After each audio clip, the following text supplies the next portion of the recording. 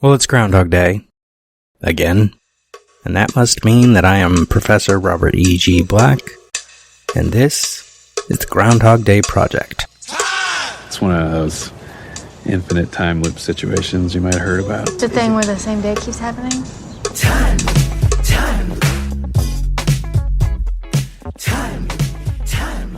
I wake up every day right here, right in Punxsutawney, and it's always February 2nd. The last revision is what counts, apparently.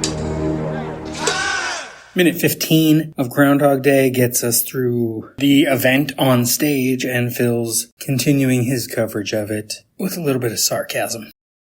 First, we hear Rita as they pull out the groundhog. The handler is the handler on the film. I forget his name.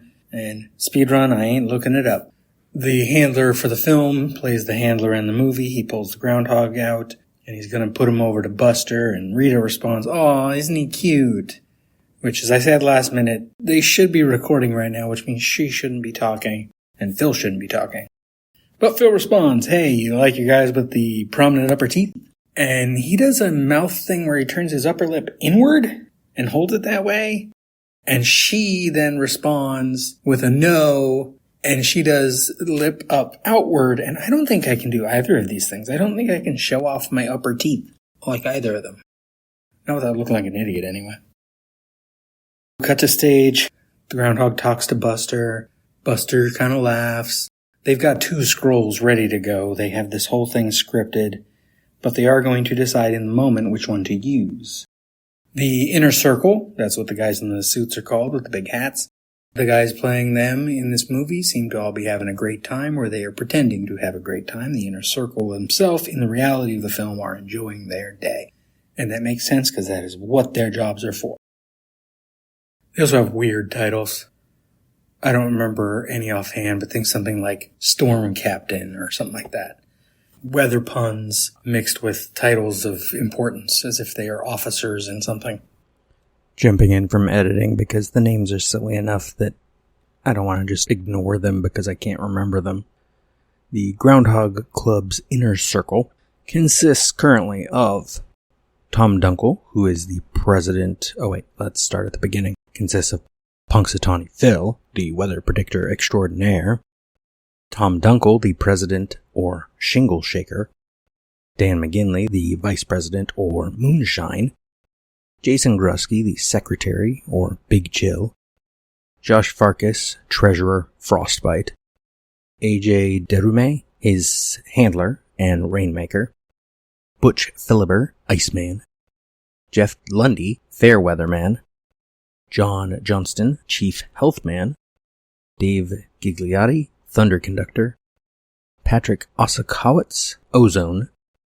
Jory Sarian, daybreaker. Rob McCoy, downpour. Patrick Cassidy, head huntsman. Rob Gamel, storm builder. Jay Lundy, overcast.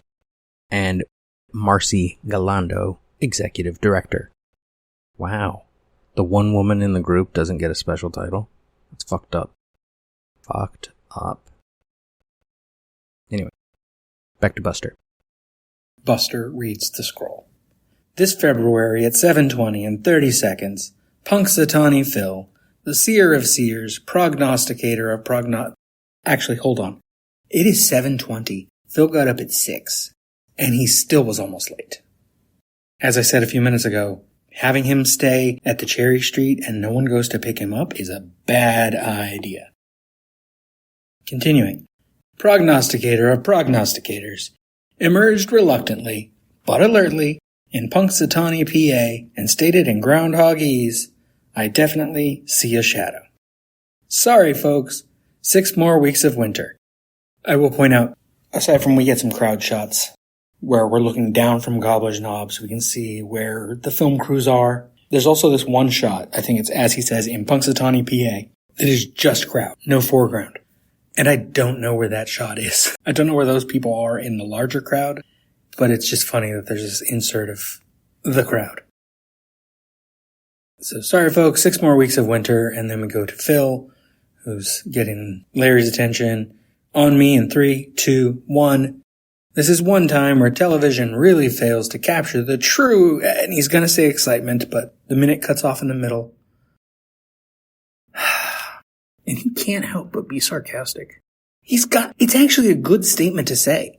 This is one time where television really fails to capture the true excitement of a groundhog predicting the seasons, the weather, whatever.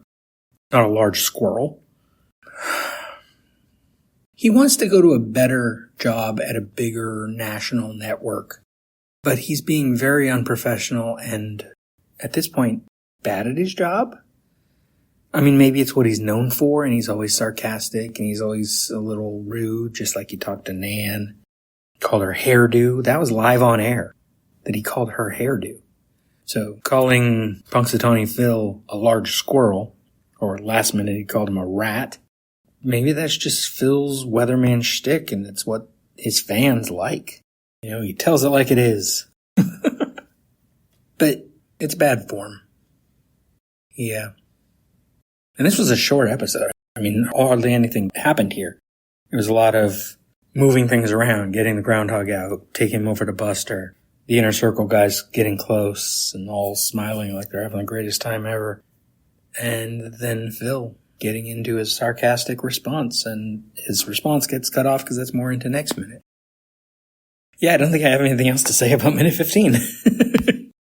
It's them doing their jobs. Rita's doing hers okay. Larry's doing his. Not necessarily okay, because I don't think he has the camera filming the actual action up on stage.